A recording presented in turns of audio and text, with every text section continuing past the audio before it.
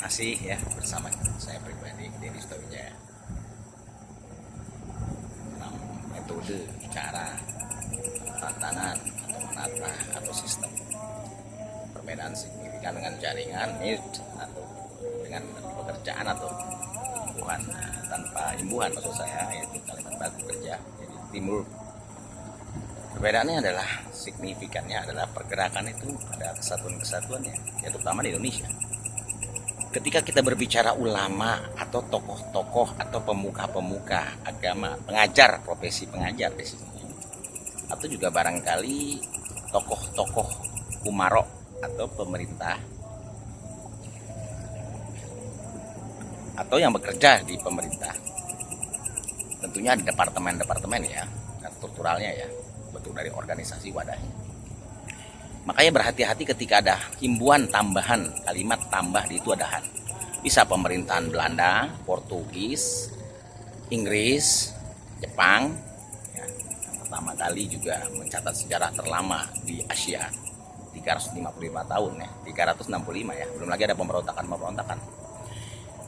Ini yang menyebabkan banyaknya para tokoh-tokoh pergerakan memiliki kiblatnya atau cara pandang, atau mungkin dalam hal ini adalah pola pikir atau rujukan dari berbagai benua-benua dan metode-metode yang dibuat oleh beberapa benua, diantaranya benua Eropa, kemudian benua Amerika, dan benua di sini bagian dari Eropa ya, yaitu negara Rusia, termasuk juga benua Asia yang menjadi kiblat pemikiran daripada orang-orang terdahulu.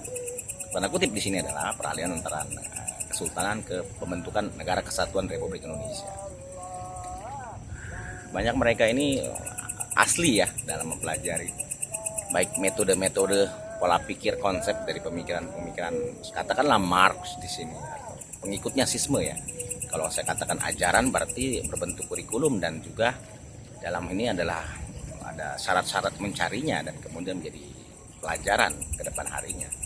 Perbedaan signifikan antara konsep dengan ajaran adalah konsep itu adalah pola pikir atau kemudian menjadi dasar-dasar pemikiran akan berkembang, tentunya bisa dibuat dengan uraian-uraian atau pengetahuan kelanya.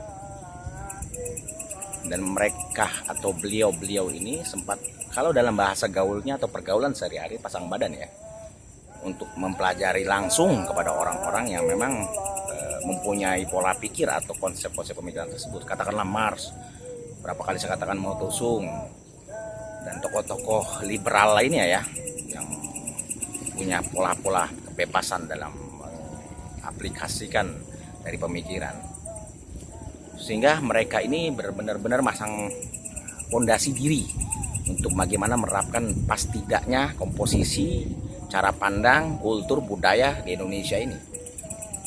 Mungkin berpayah-payah, ada yang dipenjara, kemudian dibuang sana sini, hanya sekedar belajar untuk mempelajari ya.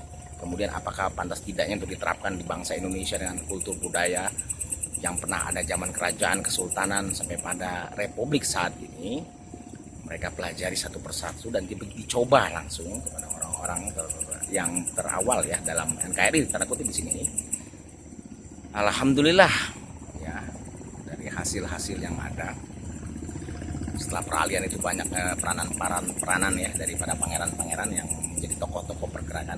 Saya katakan lagi di Aceh misalnya Pangeran Bugeg Alwi Labu yang masih punya keponakan yang terkenal ya, pejuang wanita Cut Nyatin atau Fatimatu Al-Habsah ya, Al-Habsi ya, di Alwi Labu ya. Salah satu tempat ya terpelosok juga, bukan kotanya ya, seperti katakanlah di situ ada bandar begawannya lah, Loks Mawes misalnya. Nah, ini daerah kecamatannya ya, atau Pangeran Alwi Labu atau Pangeran Bugeg. Dan kemudian juga di beberapa tempat ya, ada pangeran-pangeran yang memang kulturnya adalah hasil pemusyawaratan rakyat, hasil dari itu, bukan deklarasi dari Kenil ya, atau utusan dari pada saat ini pemerintahan. Pada saat itu pemerintahan adalah sekutu Portugis, Inggris, Belanda, dan juga nanti ada saudara tua ya, Nippon, Jepang, dengan konsep-konsepnya. Begitupun para garda ya, militer ya. Mereka dengan prinsipalnya yang gigih pada kultur Indonesia, khususnya yang saat ini nama Indonesia boleh dengan Nusantara, Sabang sampai Merauke, Sapuro atau Safir. Kalimat-kalimat itu boleh dimajaskan dalam Indonesia Raya. Mereka akhirnya satu persatu pasang badan Ando yang masuk dalam Kemil, ada masuk peta, Junhinho, tentara Jepang ya maksud saya. Kemudian beliau ini akan menempatkan pada posisi nanti apa yang pantas untuk anak didik dan generasinya yang tepat ya. Sementara beliau juga akhirnya memfilter atau menyaring. Itulah perbedaan signifikan ketika ada peralihan tersebut. Intinya dari pembicaraan ini adalah bagaimana kita juga, dan saya pribadi khususnya, sebelum melanjutkan daripada 1960, usia-usia remaja-remaja putra-putri kita ini yang berusia 2,5 tahun sampai 17 tahun ini, saya juga coba untuk memfilter dulu kemampuan, apakah tidak overload nantinya untuk anak-anak belajar dan bermain yang kita terapkan ini ya. Sampai saya bersepeda itu sampai Pulau W, sampai naik ke titik tingginya, ada di sana ada Pulau W, jadi ada ke menara tertinggi di titik 0, saya naik ke atas sekali, saya perhatikan semua cara liatur dari negara kita ini yang tercinta itu Indonesia Raya. Terus juga banyak berapa kendala-kendala yang belum sempat kita realisasikan ya.